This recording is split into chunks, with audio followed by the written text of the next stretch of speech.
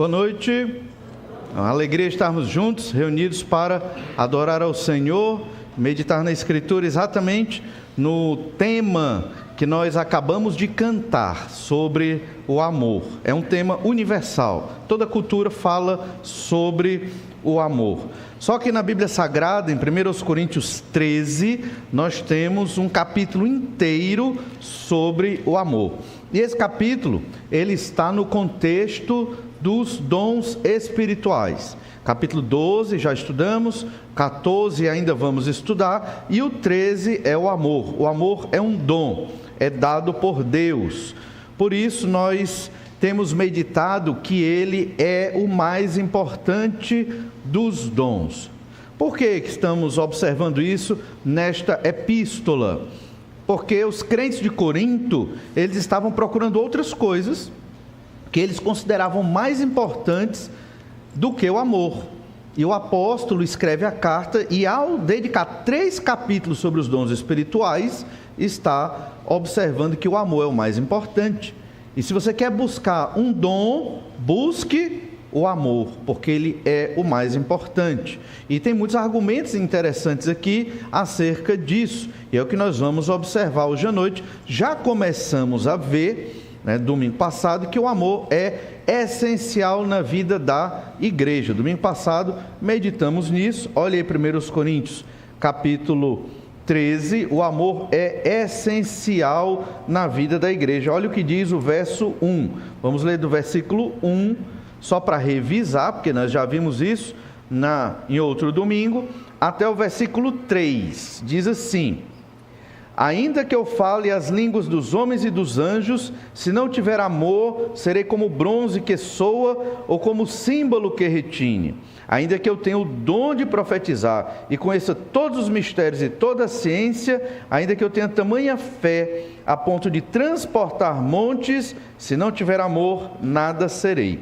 E ainda que eu distribua todos os meus bens entre os pobres, e ainda que entregue o meu corpo para ser queimado, se não tiver amor, nada disso me aproveitará.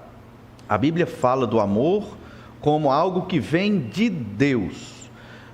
Não sei se você percebeu, mas nessas linhas, Paulo também falou aqui de um falso amor. Na vista da sociedade em que vivemos, se você entrega todos os seus bens para os pobres, você é uma pessoa de extrema bondade e amor. Paulo está dizendo que não. Paulo está dizendo que não. Se você faz isso, e não é o amor de Deus e para a glória de Deus, não vale, não funciona, não é amor. Olha, ainda que eu distribua todos os meus bens entre os pobres, e ainda que entregue o meu próprio corpo para ser queimado, se não tiver amor, nada disso me aproveitará. Você entrega o corpo para ser queimado por alguém. Você pode fazer isso e, aos olhos da humanidade, você está expressando amor. Mas talvez não seja o genuíno amor.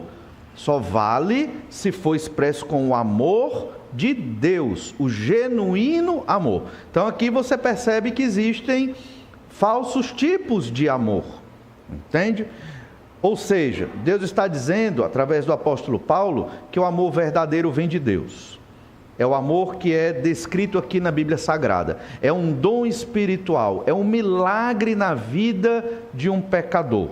Ele tem essa capacidade de amar como Jesus amou, obviamente, guardando as devidas proporções, porque Jesus era perfeito e nós não somos. Então você pode ter obras incríveis de ação social, obras incríveis de auxílio à humanidade, mas se você não fez para a glória de Deus, com o dom do amor que Deus dá, então você na prática não amou, não valeu, não serviu. Interessante pensar nessa perspectiva.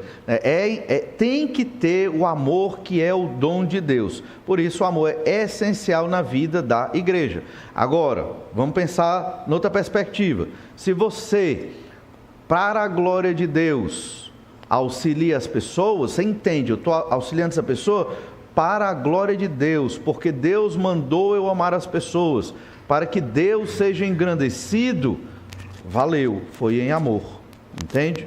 Então, o amor é um dom. Você ama as pessoas não pelo que as pessoas são, ou pelo que elas merecem, ou pelo que elas podem te retribuir. Você ama as pessoas pelo que Deus é, pelo que Deus manda, pelo dom de Deus que Ele colocou na sua vida. É por isso que você ama as pessoas. Percebe? Não depende da pessoa fazer algo bom para você amá-la, mas dependeu de Jesus ter morrido numa cruz, para te livrar da condenação dos pecados, para te dar o Espírito Santo, para te conferir esse dom. Você que é crente em Jesus tem esse dom espiritual para você agir em amor. Você pode não querer amar algumas pessoas, você que é crente em Jesus, você pode não querer amar algumas pessoas, mas você tem toda a capacidade para amá-las, porque é dom de Deus. Dom é algo sobrenatural. É um presente de Deus e Deus coloca nas nossas vidas. Mais uma vez, a gente reflete sobre o aspecto do querer. Você tem que querer. Deus te dá toda a condição para amar, inclusive o inimigo, o que te persegue, aquela pessoa que talvez você não goste muito. Deus te dá a condição para amar aquela pessoa, porque o amor descrito aqui em 1 Coríntios 13, ele é um amor sobrenatural. Não depende do homem, depende de Deus agir na nossa vida. Basta você querer, né, ir atrás e amar esta pessoa. O amor é essencial na vida da igreja. Hoje nós vamos observar mais 2 outros entendimentos sobre o amor, porque o amor é um dom de Deus, nós precisamos amar. Além de dom de Deus, que é o contexto aqui dos dons espirituais, o amor é a marca do discípulo de Jesus. Nós lemos na Bíblia também que Deus é o próprio amor. Então, tem muitos textos, expressões sobre o amor na Bíblia Sagrada e todos estão convergindo e se completando. Mas aqui no nosso contexto, vamos ver agora que o amor ele é definido como um dom. Então, a partir do verso 4, Paulo vai descrever o amor. Como é que é o amor? E nós vamos, obviamente, passar por essas características do amor, do verso 4 ao verso 7. O verso 4 diz: o amor é paciente, é benigno, o amor não arde em ciúmes, não se ufana, não se ensoberbece, não se conduz inconvenientemente, não procura os seus interesses, não se exaspera, não se ressente do mal, não se alegra com a injustiça, mas regozija-se com a verdade, tudo sofre, tudo crê, tudo espera e tudo suporta. Se você quer entender o que é o amor, está aqui, de uma maneira simples, clara, direta, em poucas palavras. As nossas versões, a que mais usamos aqui, geralmente ela tem palavras mais arcaicas, e é por isso que é interessante explicar algumas dessas palavras. E para não explicar umas e outras, né, vamos falar de todas essas características do amor brevemente. Antes, é importante observar que o amor é definido em 3 versículos, que acabamos de ler, com 15 verbos.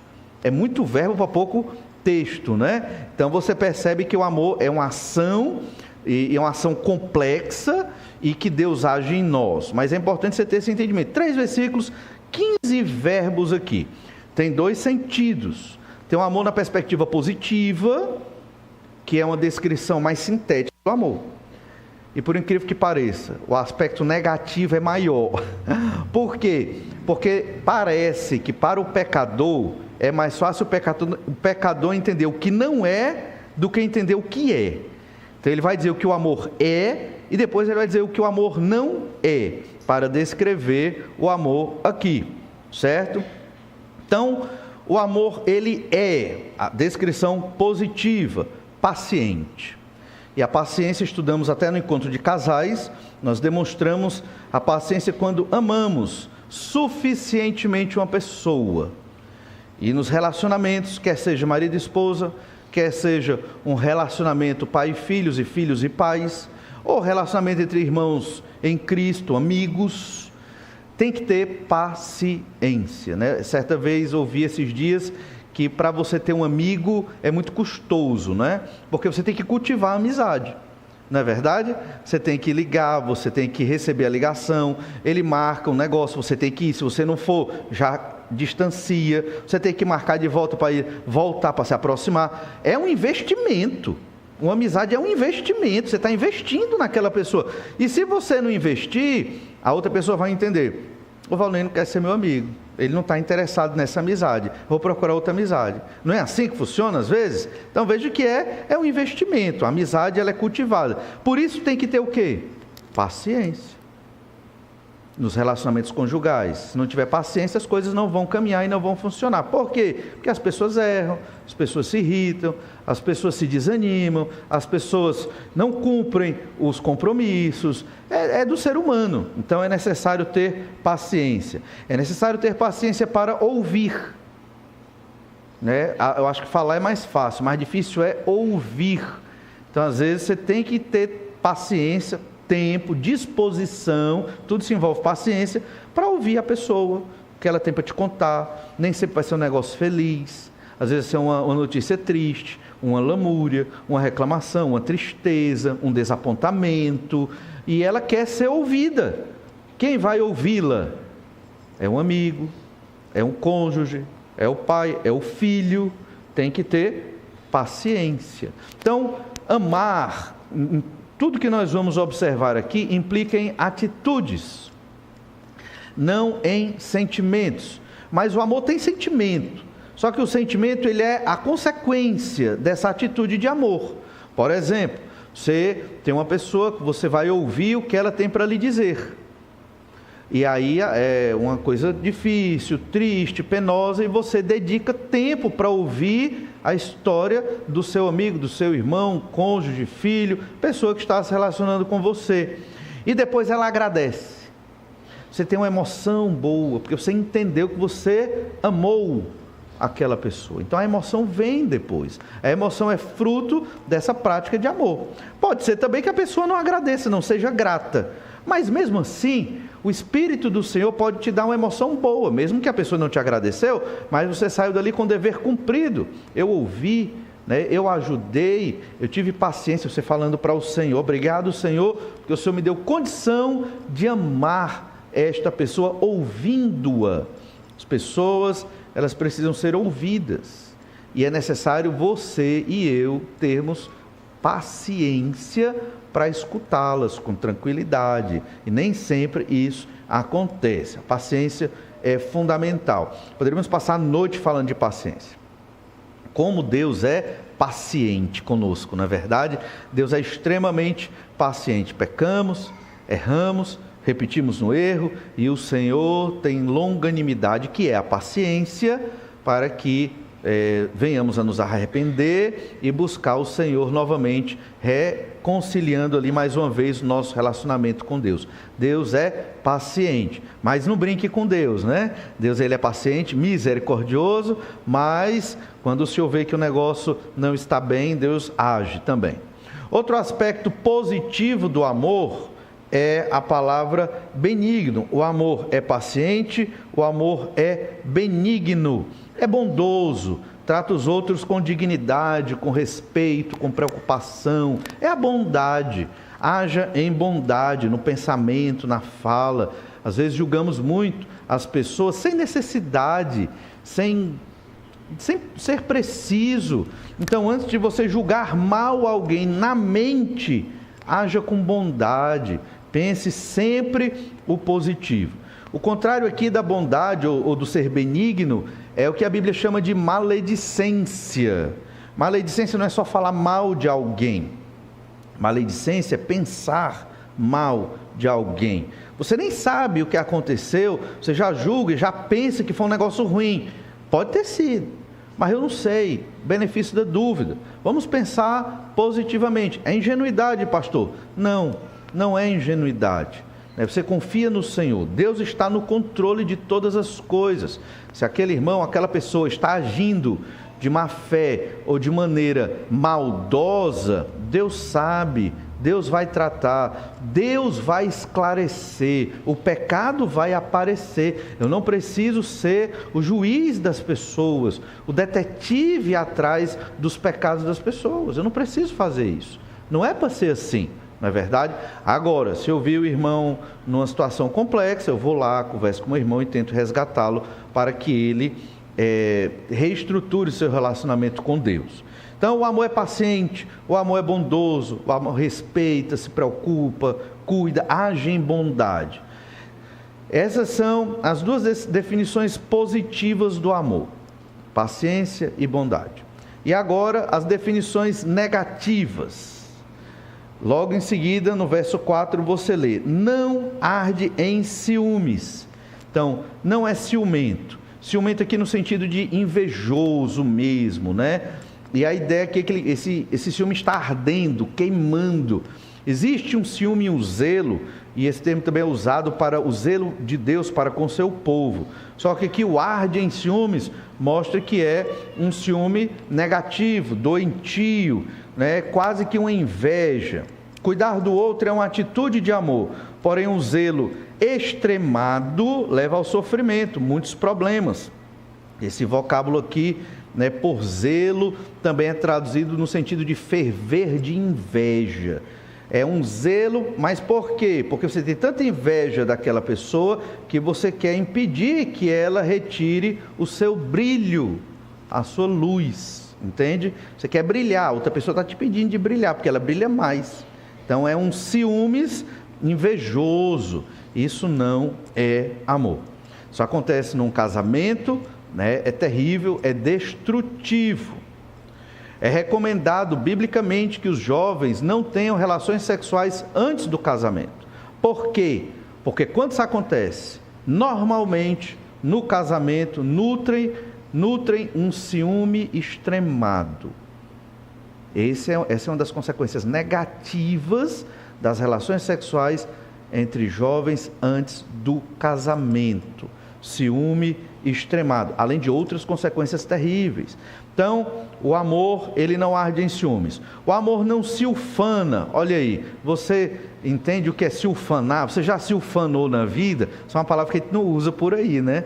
Se ele não se ufana, quer dizer que ele não se envaidece. Não é vaidoso, mas é envaidecer no sentido de ostentar. É como se o amor fosse soberbo. Ele não se ensoberbece. Certo? Então o amor, ele não é assim, ele não se incha. A palavra aqui para ufanar também pode ser traduzido como inchar-se, encher-se. Quem ama não é soberbo. Se você é soberbo, normalmente você fala muito de si. Você só quer falar de si. Você só quer a sua conversa. Você não quer a conversa dos outros. Você já esteve na roda de conversa onde só um fala e todo mundo fica escutando? Pois é, aquela pessoa está se ufanando. Entende? É só ela, só ela, só ela. Isso não é amor. Você gosta de falar? Então você fala para um tempo. Deixa os outros falarem também. Escuta um pouco. Isso é um exemplo, não é? Então o amor, ele não é envaidecido, ele não se ensoberbece, ele não se ufana. Veja que você aprende o amor mais com o que não é para ser, né? E aqui um parêntese sobre a educação de filhos, né? Ah, se eu disser muito não para o meu filho, o bichinho vai ficar, né, com problemas, porque eu digo não faz isso, não faz aquilo, coitado, vai ficar traumatizado. Será? Penso que não. Olha, já disse um não. Não é verdade? Então você deve dizer alguns sims para o seu filho, você que está criando filhos pequenos, mas infelizmente os nãos acabam sendo mais frequentes. E você vê na Escritura, muitas vezes, mais nãos do que sims. Por quê? Pecado, somos pecadores, não tem como educar um pecador só dizendo sim. Não sei que você tem uma elaboração muito grande para transformar o sim num não, né? Tem coisa que é não, mandamentos, lá nos mandamentos tem não. Então tem que dizer não, e o não é importante e necessário, alguns sims. Por isso aqui, fechando parênteses, muitos nãos para definir o que é o amor. Ainda, o amor não é soberbo, né? Não se ensoberbece, é quase um complemento de não se ufana. Só que esse não se ensoberbece é que ele não é orgulhoso. É uma outra faceta. Se você ama, você não pode ser orgulhoso. Pessoa orgulhosa, ela não ama. Pessoas orgulhosas, elas transformam o vitimismo, ou melhor, o amor em vitimismo. E acham que se vitimizar é uma forma amorosa de expressar. Não. né? O vitimismo é uma faceta do orgulho. Pessoas orgulhosas não amam. Então você tem que mortificar a carne, matar o orgulho que está no seu coração, para que você ame legitimamente seu cônjuge, seu filho, e assim seus irmãos em Cristo, e assim por diante. Esse amor, ele não é inconveniente, não se conduz inconvenientemente. Significa que o amor não se comporta indecentemente ou de maneira vergonhosa. Se você ama alguém, você não vai envergonhar aquela pessoa, você não vai colocar ela numa situação vexatória. Você vai fazer de tudo para que aquela pessoa se sinta confortável, se sinta bem, se sinta querida. O amor é respeitoso, não faz nada que possa envergonhar a pessoa amada. Então, se você ama alguém e você faz uma brincadeira, ela não gostou, aprende a não fazer mais aquela brincadeira, já que ela não gosta, envergonhou aquela pessoa. Às vezes é uma coisa que necessariamente não é um erro, mas envergonhou. Então, deixa de fazer aquilo pelo bem daquela pessoa. Cônjuge, filho, irmãos, amigos, né? Se aplica a todos os relacionamentos. Então, não é inconveniente, não é egoísta. E aqui, o não é egoísta, já no verso 5. Não procura os seus interesses. Isso é, o amor não é egoísta. Buscar os seus interesses é você só quer saber de si. Literalmente, o não busca seus próprios interesses significa não busca a si mesmo. O amor não busca a si mesmo.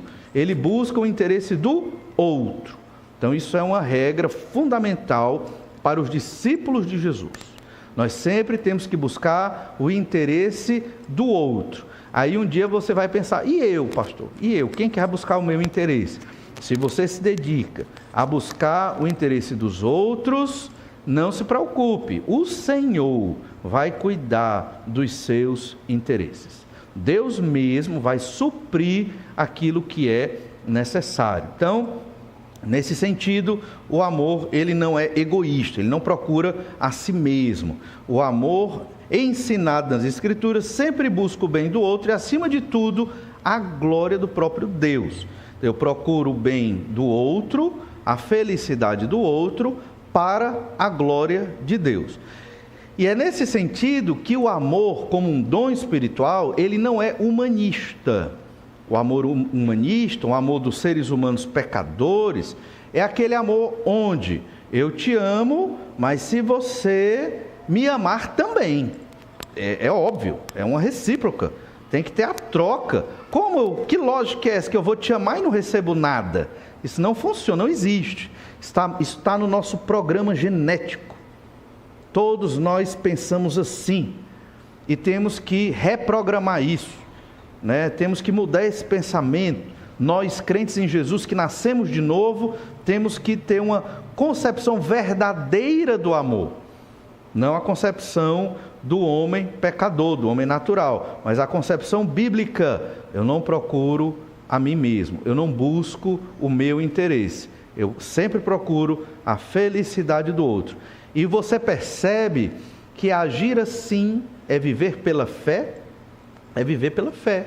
Eu creio que o Senhor vai suprir o que é necessário para mim, para minhas emoções, para o meu psicológico, para a minha vida de modo geral. Deus vai suprir o que é necessário para mim, porque Ele é gracioso e maravilhoso. Consequentemente, eu vou amar os meus irmãos, cônjuges, filhos, amigos, doando de mim mesmo, sem esperar receber nada em troca, não é?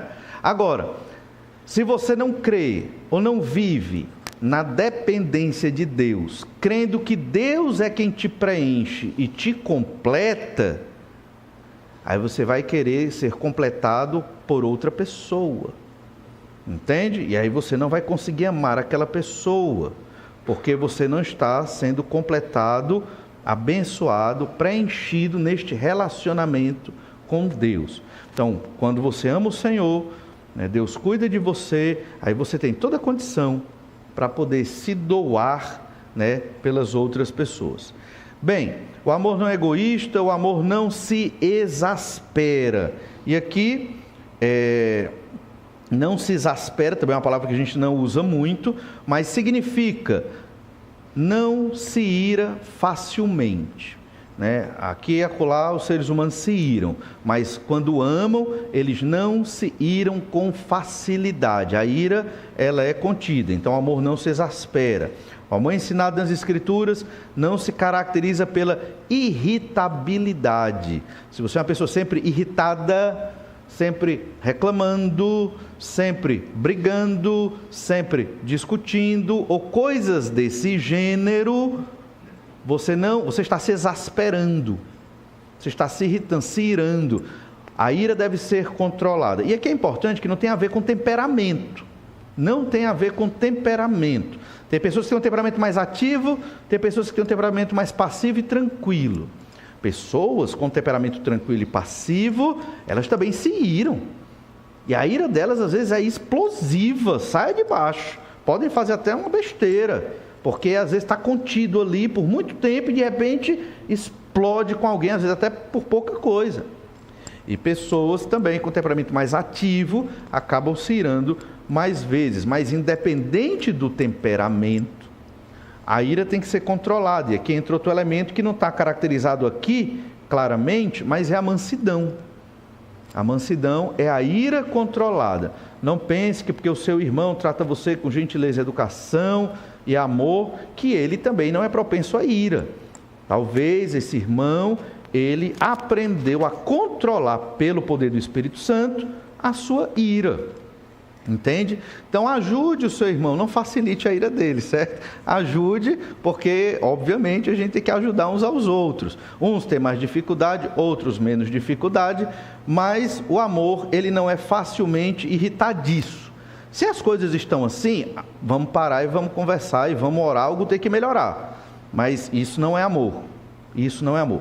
Relacionamento de jovens, namorados, você está namorando e o seu namoro é só briga e complicação, olha, talvez é melhor nem continuar esse namoro, porque se no namoro já é só briga, quanto mais quando chegar no casamento, Então, no momento de parar, não, vamos orar, vamos esperar, vamos estudar a Escritura, estudar sobre o amor, a gente fica distante um tempo, ficamos em oração e vamos avaliar o nosso relacionamento. Porque um relacionamento entre jovens namorados que visam o casamento, que é irritadiço, ciumento e cheio de briga, não condiz com o amor ensinado na Bíblia Sagrada. Algo está errado, então deve ser observado aqui. Mas também, outra negativa, aqui ainda no versículo 5, é que o amor não se ressente do mal. Não se ressente do mal significa, o amor não registra o ressentimento. Imagine que você tem uma agenda e naquela agenda, aquele caderno de notas, você marca todos os ressentimentos da sua vida. Fulano me maltratou, está assinado aqui, está registrado, tal dia e tal data. O Valnei também falou comigo de maneira muito chata, está aqui anotado também. O Cicrano não me deu bom dia, vou anotar aqui na minha agenda dos ressentimentos. Isso não é amor, certo? O amor não registra ressentimentos. É claro que ninguém tem uma agenda dessa, um caderno de notas maldito desse, ninguém vai ter, Mas às vezes o registro fica na mente, e é incrível como tem coisas que a gente quer memorizar e esquece, Mas essas coisas você não esquece. Por que será? É por causa da natureza do pecado. A natureza do pecado faz com que a gente grave o que não presta. E o que é bom, a gente acaba esquecendo. Então, a gente tem que ir contra essa tendência. Então, não registre o mal. Registrar aqui é a ideia de você estocar. Você está estocando ressentimento. Você está estocando mágoa. Isso é terrível. O contrário disso é que o amor, ele é perdoador. Então, sempre, mesmo que a pessoa não lhe pediu perdão, o seu coração já está preparado para dar o perdão, já está predisposto para o perdão. Se a pessoa vier pedir, pronto, já está perdoado, não tem problema. Então, você tem que ter um coração preparado para não ter ressentimento. Óbvio que se alguém te maltrata, ou fala mal de você, ou algo nesse sentido, ou coisas piores, você vai ficar triste, você vai sofrer. Isso é normal e é natural, e é triste também. Mas todos nós, eu acho que em algum momento, em maior ou menor medida, passamos por essas coisas. A questão é como reagir a isso. Não reaja guardando, não reaja registrando o ressentimento. Reaja com um coração perdoador. Quem perdoa sempre é abençoado. Quem pede o perdão sempre é abençoado, é mais feliz, vive com tranquilidade, sem peso na consciência ou culpa. Quem guarda o ressentimento, a parte ofendida, definha, sofre, fica amargurado, fica triste, infeliz. E olha que foi a pessoa, ainda foi machucada e ainda está sofrendo por conta disso. Então, não queira ser esta pessoa. E se você acha difícil liberar ou dar o perdão para alguém, ore ao Senhor. Aí é o momento de jejum, oração, estudar a Bíblia sobre o perdão várias vezes, para que o Espírito Santo transforme a sua mente, o seu coração, que é um milagre. Você perdoar uma pessoa é um milagre, é de Deus, né? Deus é que coloca essa postura em você para que você perdoe alguém. Então, o amor, ele não se ressente do mal, ele não registra o ressentimento. Também o amor não se alegra com a injustiça. Significa, aqui já no verso 6, ele não se alegra com a injustiça, mas regozija-se com a verdade. Então, ele não se alegra com a justiça, mas se alegra com a verdade. É quase que um completando o outro. Não se alegra com a justiça significa que ele não tem prazer com qualquer forma de mal feito. Ele não tem prazer ou alegria com coisas ruins. Pelo contrário, ele se alegra com tudo que é verdadeiro, com tudo que a palavra de Deus ensina, que é produtivo, que é bondoso, que é maravilhoso. E aqui, alegre-se com a verdade, é o terceiro ensino positivo sobre o amor, certo? Então, o amor, ele é paciente, o amor, ele é benigno, e o amor, ele se alegra com a verdade.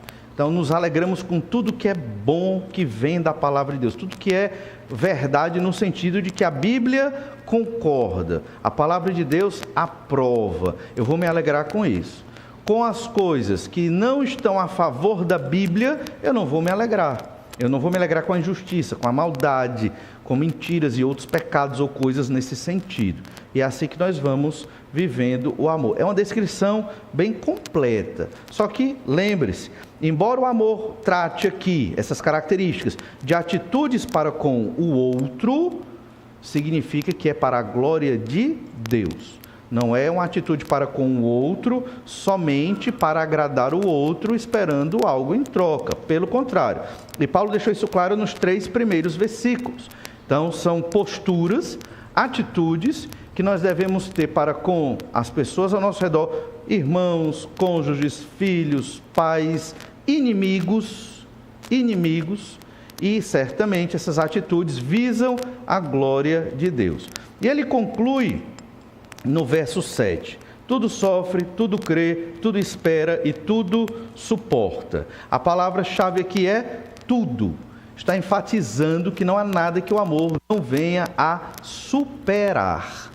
Como o amor é um dom de Deus, é Deus quem coloca o amor em você, ele é sobrenatural, você já entende que você pode superar tudo o que for necessário para amar alguém, inclusive um inimigo, uma pessoa que te maltratou, quer te maltratar. Você tem condição de amá-la, não por você mesmo, mas pelo poder de Deus. Esse é um grande milagre. Discípulo de Jesus, ele é reconhecido pelo amor. O amor semelhante ao do Senhor Jesus Cristo. Jesus na cruz ora: Pai, perdoa-lhes, eles não sabem o que fazem. Homens que maltrataram fisicamente Jesus, psicologicamente, cravos, pregos grandes, enormes, entrando nos membros do Senhor Jesus Cristo, pendurado na cruz, e ali ele ora ao Senhor, para que Deus os perdoe. Então, esse é o amor que o nosso mestre nos ensinou. Será que você já teve um sofrimento tão grande quanto o de Jesus na cruz? Não é verdade? Então não há sofrimento que você teve que não deva requerer um amor e um perdão para a pessoa que causou esse sofrimento em você. Para nós é muito difícil. Temos o orgulho, né? Temos tantas coisas, os traumas, as dificuldades, e temos muitas coisas que nós falamos, muitas vezes para nós mesmos, que justifica eu não amar aquela pessoa que me maltratou. Eu entendo isso. Eu entendo. Mas o que o Senhor quer de nós? Deus quer que nós amemos as pessoas, mesmo aquelas que não nos tornam tão felizes, ou que não se preocupam conosco, ou que não nos ajudam, ou que não nos dão atenção. Até estas pessoas nós temos que amá-las, porque o Senhor Jesus Cristo ensinou assim. Pregamos o Evangelho, e é importante pregar o Evangelho, mas a pregação do Evangelho ela é impactada com a qualidade da sua vida em Cristo. Aí quando você prega, as pessoas vão lhe ouvir. Por quê? Porque você tem uma vida de comunhão com o Senhor, de obediência a Deus. As pessoas vão entender que você é uma pessoa que realmente ama. Não é aquela coisa só da religião. Não é a coisa só vou ganhar um adepto para a minha igreja.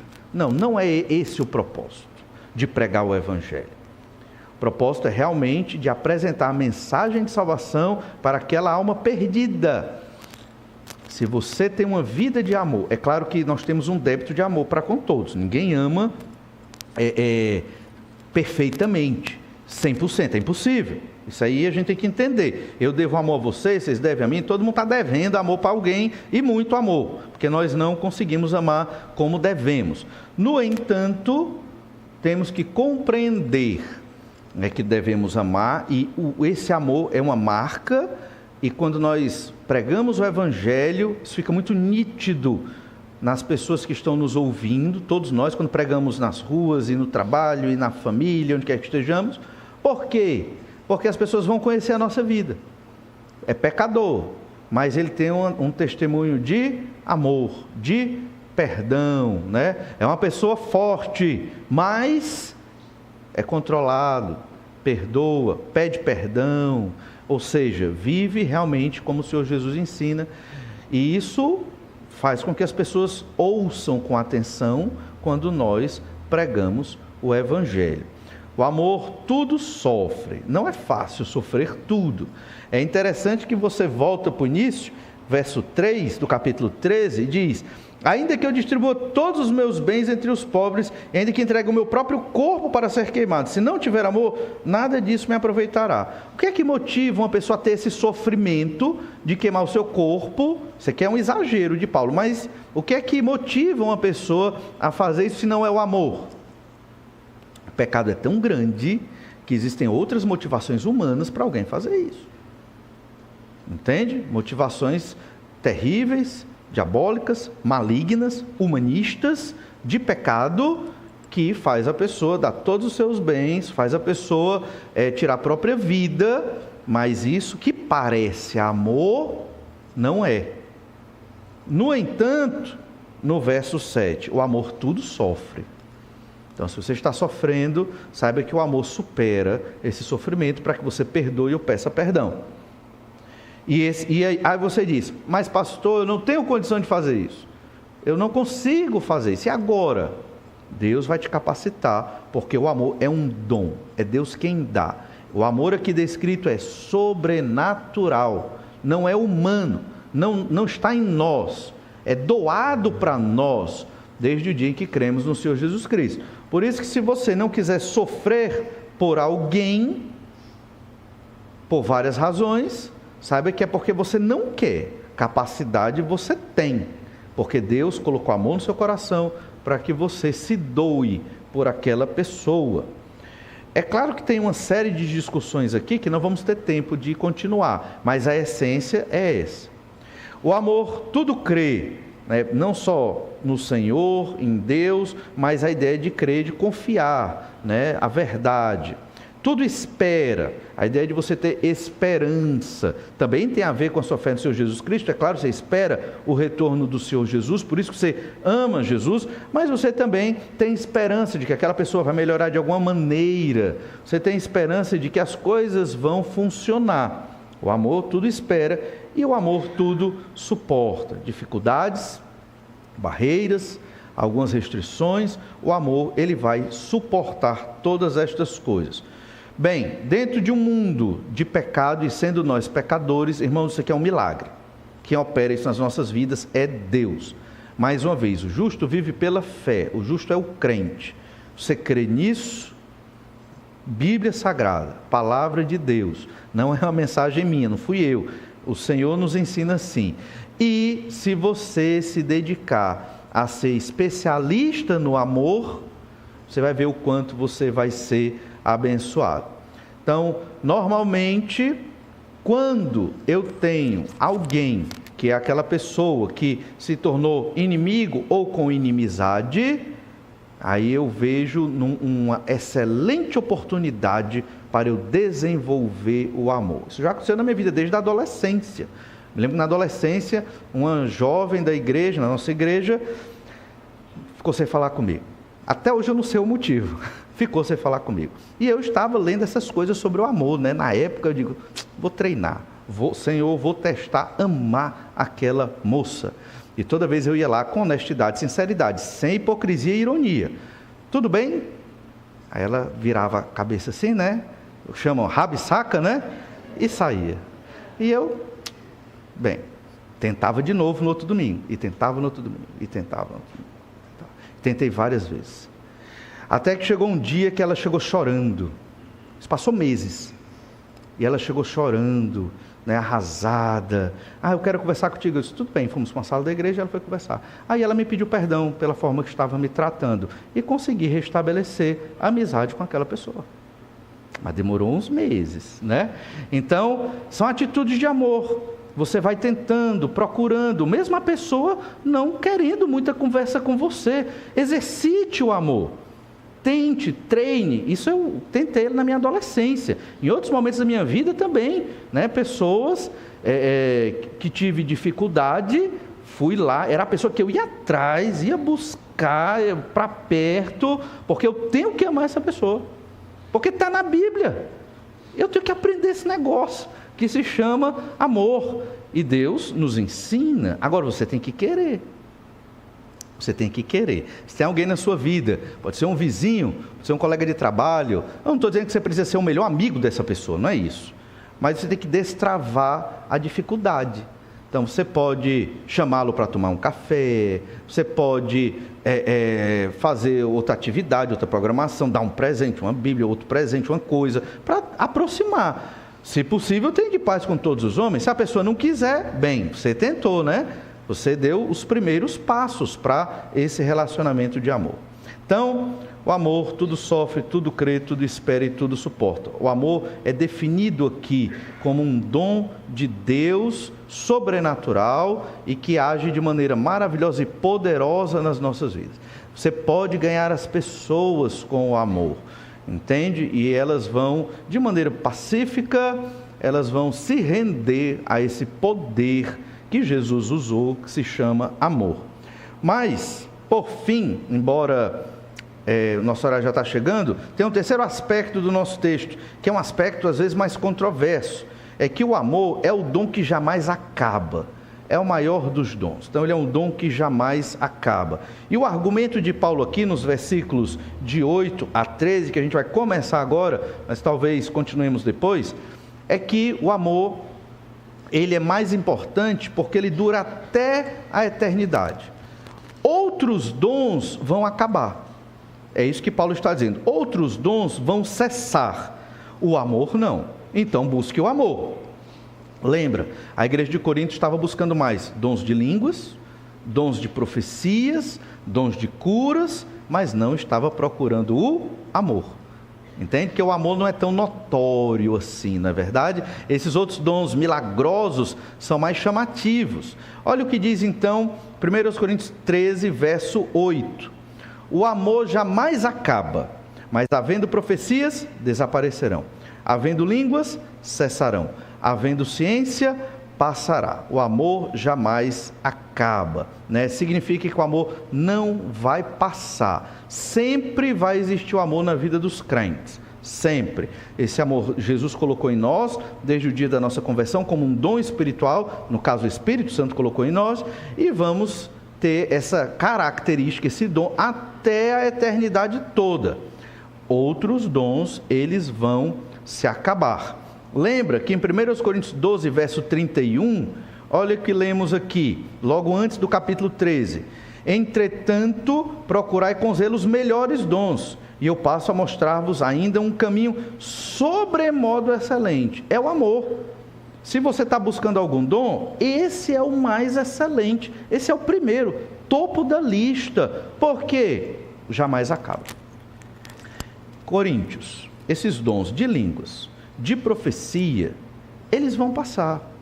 Eles vão cessar. O amor não. Então, qual que você vai escolher? Um que vai se acabar ou um que dura para sempre? Essa é a lógica desse texto para aqueles irmãos ali. Então, Paulo começa a falar que há dons que vão cessar. Quais os dons que vão cessar aqui? E ele faz uma relação. Ele coloca dons de profecias, dons de línguas e dons de ciência. Ciência aqui não é a ciência moderna, método científico. Ciência aqui é o quê? É o conhecimento, a palavra é gnosis, do conhecimento gnóstico, mas não dos gnósticos místicos, né? Mas um conhecimento misterioso, uma espécie de conhecimento que vem do Senhor de uma maneira assim especial, não é o conhecimento do estudo, certo? Então, nós temos dons bem impactantes, a profecia, os dons de línguas e esse conhecimento misterioso aqui, sobrenatural. O amor, ele não se acaba, ou seja, ele não vai cessar. Mas esses dons, olha as palavras, a profecia vai desaparecer, as línguas vão cessar, e esse conhecimento que ele traduz aqui na nossa versão como ciência, ele vai passar. O português, pela questão do estilo, ele bota verbos diferentes, mas aqui o mesmo verbo usado para profecias e o mesmo verbo usado para ciência é o verbo para abolir. Profecias e conhecimento místico ou misterioso vai ser abolido e as línguas vão parar. Línguas aqui é aquele dom de Atos capítulo 2, de você falar outros idiomas, eles vão parar. Então, claramente, Paulo está dizendo, o amor não cessa, alguns dons cessam. Que dons são esses que vão cessar? Essa é a grande pergunta. Paulo não está preocupado com uma lista de dons que vão cessar, mas ele apresenta a qualidade dos dons que vão cessar. E que qualidade é essa? São dons que estão relacionados à revelação de Deus. Profecia é um deles. O conhecimento, esse conhecimento que Deus revela, é outro deles, relacionado à revelação de Deus. E o dom de línguas, né? O dom de línguas também está relacionado àquilo que Deus revela para alguém. Lembra que lá em Atos 2, os apóstolos pregaram e as pessoas de outros povos entenderam o que eles estavam pregando. Então está relacionado à mensagem, à palavra, para que ela seja compreensível. É interessante perceber que o Novo Testamento, quando essa epístola foi escrita por volta do ano 55 depois de Cristo, o Novo Testamento não estava completo, certo? Os evangelhos ainda estavam sendo escritos. Ou seja, não havia esta revelação de Deus toda que nós temos aqui. Entende? Então, o amor é um dom que jamais acaba. Mas alguns dons vão passar, vão se acabar, vão cessar, vão ser abolidos. Que dons são esses? São um grupo de dons relacionados à revelação de Deus. Havia no Novo Testamento, naquela época do Novo Testamento, dons relacionados à legitimação da palavra de Deus. A gente viu isso em Atos capítulo 3. Pedro e João curaram um paralítico ali, né, muitos anos paralítico ali, na porta do templo, e ele começa a andar. E então eles pregam o evangelho. E eles dizem, Pedro e João, olha, foi pelo poder de Jesus. Foi Jesus que fez isso. Eles autenticam a pregação com o milagre da cura. É isso que nós estamos falando com relação a um dom que legitima a mensagem da pregação do Evangelho naquele período. Por quê? Porque não havia a revelação de Deus completa do Novo Testamento. A igreja estava iniciando, os apóstolos estavam pregando a mensagem, a igreja estava se estruturando em Jerusalém, em Antioquia, depois na região da Ásia, na Grécia. Então a igreja estava se expandindo, a igreja era muito frágil, a igreja precisava dos apóstolos. Chegou o momento em que os apóstolos foram mortos, exceto João, que morreu de causas naturais. Todos foram martirizados, certo? Houve um momento em que a igreja não tinha mais apóstolos, mas ela tinha o quê? A revelação completa. Entende? Então, o apóstolo, ele tinha a gente viu também em outra mensagem que ele tinha essa habilidade, o dom do apostolado, colocava na mão dos apóstolos a tarefa de dizer: isso é palavra de Deus, isso aqui não é palavra de Deus. Por exemplo, nós temos 4 evangelhos. Vários outros evangelhos foram escritos depois. Evangelhos são chamados apócrifos porque foram escritos por falsos discípulos, falsos mestres, gnósticos e outras pessoas que queriam também ter o seu texto ali. E os apóstolos disseram: não, são esses 4. E quem colocou isso para os apóstolos? O Espírito Santo de Deus. Pronto, simples. Paulo escreveu 4 epístolas aos Coríntios, só 2 estão no cânon, ou seja, no Novo Testamento, porque foram inspiradas por Deus, só 2, as outras 2 não foram, certo? Então nem tudo que Paulo escreveu foi palavra de Deus, mas aquilo que Deus disse: isso aqui é a palavra de Deus, isso aqui não é a palavra de Deus. E que instrumento Deus usava para dizer isso? Os apóstolos. O dom do apostolado cessou, não tem mais apóstolo hoje. Se alguém se diz apóstolo, fraude total, pecado terrível, né? E se afaste desses, porque a punição vai ser enorme na vida deles. Então, Paulo começa a argumentar aqui que o dom de línguas o dom de profecia, o dom de conhecimento, os dons miraculosos que legitimam a revelação de Deus naquele período, eles vão cessar. E o que completa isso ainda mais é o verso 9. Porque em parte conhecemos e em parte profetizamos. Quando, porém, vier o que é perfeito, então o que é em parte será aniquilado. E aí tem 2 questões: o que é em parte e o que é completo. O que é em parte é o que é imperfeito. O que é completo é o que é perfeito. Vai vir o que é perfeito, e o que é em parte vai ser aniquilado, vai desaparecer. Percebe? Então, importante ter esse entendimento. E aqui Paulo vai argumentar: esses dons que vocês gostam mais, que são mais chamativos, eles vão se acabar. O amor dura para sempre. Ou seja, procure o dom do amor. Todo crente em Jesus tem esse dom do amor, é para todos nós, como o dom da fé e outros, né? Alguns dons todo crente vai ter, porque é essencial para a vida cristã. Como é que você vai amar a Deus? Como é que você vai amar o seu irmão? Como é que você vai amar o seu inimigo, se você não tem esse dom sobrenatural? Não é da natureza humana amar, como é descrito aqui, como Jesus amou. Não é da natureza humana, é um milagre. E esse milagre é o Senhor quem opera. Esse tipo de amor sacrificial, que tudo sofre, que tudo crê, que tudo espera, que tudo suporta, é só Deus que opera nas nossas vidas. E se você permite Deus agir na sua vida para que você ame as pessoas, você vai ser extremamente abençoado, extremamente feliz. Não duvide, apenas creia e pela fé viva esse tipo de amor. Próximo domingo observaremos um pouco mais sobre o final de 1 Coríntios capítulo 13. Vamos orar e pedir que o Senhor nos abençoe. Obrigado, Senhor, pela tua graça e misericórdia.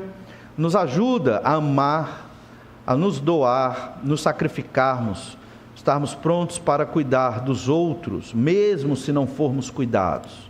Sabemos que é difícil. O Senhor sabe, ó Deus, que não é da nossa natureza, de homens pecadores, se sacrificar dessa forma. Mas, Senhor Deus, nos capacita a estarmos nos doando uns para os outros, para a glória do Teu nome, para que o Senhor se agrade de nós e para exercer esse dom em benefício daqueles que nós amamos. Ajuda-nos, Senhor Deus, para termos esta sabedoria, este entendimento, e não só o entendimento, mas para pôr na prática o amor que o Senhor nos ensina pela Tua palavra. É o que eu te peço por todos nós, em nome de Jesus. Amém. Deus esteja lhe abençoando.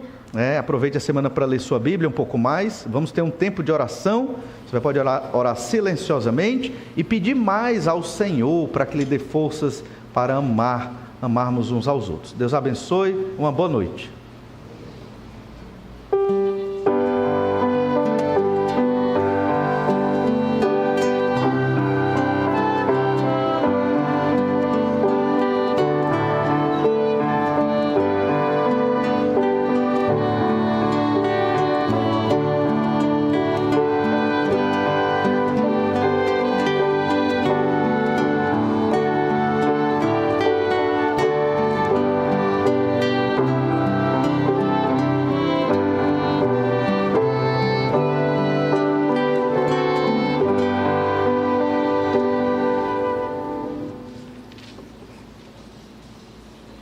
Música